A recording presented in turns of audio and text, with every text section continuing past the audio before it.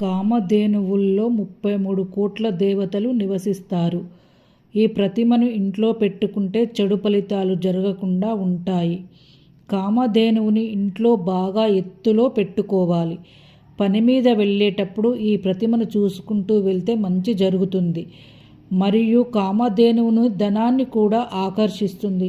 ఇంట్లో negative energy పోగొడుతుంది.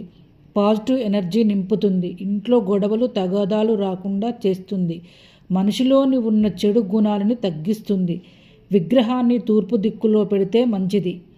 మరియు కామధేనువును గిఫ్టులా కూడా ఇవ్వవచ్చు.